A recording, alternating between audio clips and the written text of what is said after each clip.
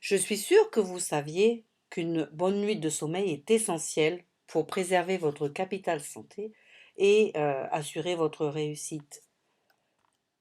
Dans ce chapitre, nous allons voir comment faire, hein, quelles sont les clés pour s'assurer un sommeil réparateur. Quel est l'intérêt d'une quantité suffisante de sommeil? Le sommeil est un rythme circadien. L'alternance jour-nuit commande la sécrétion de mélatonine. La mélatonine, c'est l'hormone du sommeil. Une petite parenthèse, une hormone, c'est une substance qui est sécrétée par une glande endocrine. Elle est véhiculée dans le sang et elle régule un petit peu le fonctionnement d'organes spécifiques en envoyant un messager chimique. Le sommeil, c'est un état de l'organisme pendant lequel la vigilance est suspendue et les réactions aux stimulations diminuées. Le sommeil, à quoi ça sert? Une bonne nuit de sommeil, c'est une succession de 4 à 6 cycles. Chaque cycle est composé de deux phases essentielles, le sommeil lent et le sommeil paradoxal, pardon. Le sommeil lent permet une récupération de la fatigue physique, de la fabrication d'anticorps et donc pour réparer les tissus qui sont abîmés. Et pendant le sommeil, il y a une hormone de croissance qui est sécrétée. C'est pour ça que les bébés et les jeunes enfants ont besoin de beaucoup de sommeil pour grandir et pour permettre à leurs organes de finir de se développer. Le sommeil paradoxal, c'est le sommeil des rêves.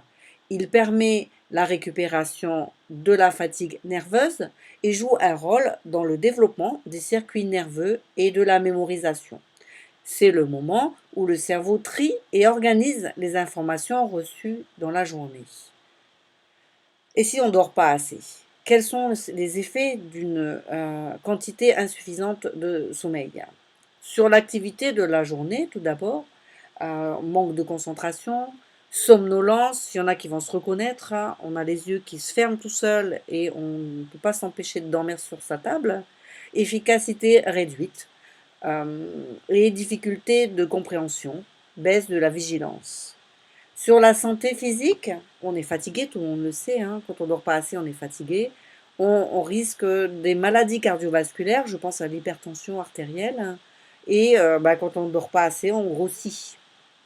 Sur la santé mentale, on devient irritable, on est anxieux, on voit tout en noir, ça peut mener jusqu'à la dépression.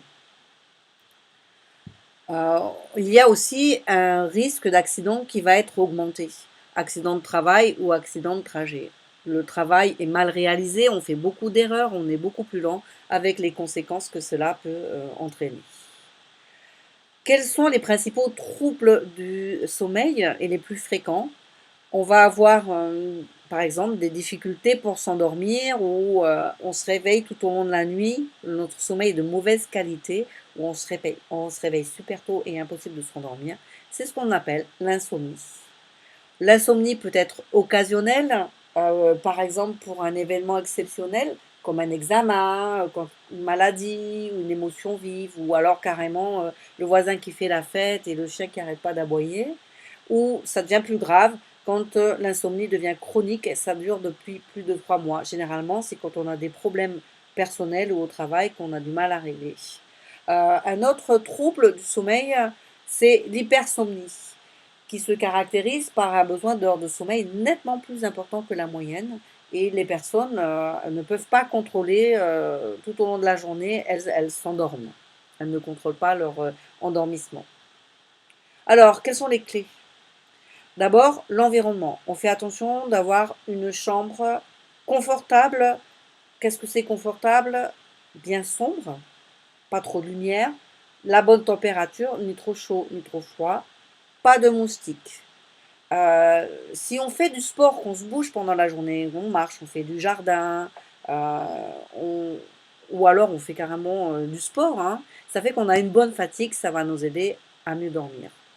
Ce qui est important, c'est d'être à l'écoute de son horloge biologique. On est attentif aux signes du sommeil. C'est-à-dire, je bâille, je me frotte les yeux, j'ai plus de jus, je suis fatiguée. Donc, c'est l'heure d'aller se coucher.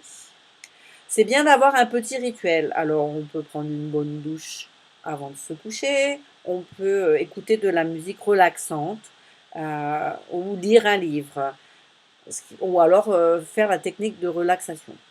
Il faut éviter quand même les écrans. Alors pourquoi est-ce que c'est pas bon de regarder l'ordinateur, la télé ou Facebook toute la soirée? Mais en fait, les écrans, c'est la lumière qui pose problème. Cette lumière va stimuler le cerveau et ne va pas envoyer le message que c'est l'heure d'aller se reposer. Ça va nous exciter. D'ailleurs, on évite tous les excitants. Café, cigarettes, alcool. Attention, c'est trompeur. Hein, il vaut mieux prendre un verre de lait ou une tisane, mais attention, pas de thé. Le thé contient de la théine et c'est un excitant. Surtout, on évite les somnifères, hein, les médicaments. Ce qui peut aider aussi, c'est de prévoir des micro-siestes, 10-20 minutes maximum, pour être plus efficace après dans l'après-midi. Et voilà, nous avons fait le tour. Vous avez maintenant les clés pour une bonne hygiène de vie et préserver votre capital santé. Sur cette page, il y a des liens, il suffit de cliquer dessus pour aller plus loin. 3 sites assez sympas pour en apprendre davantage.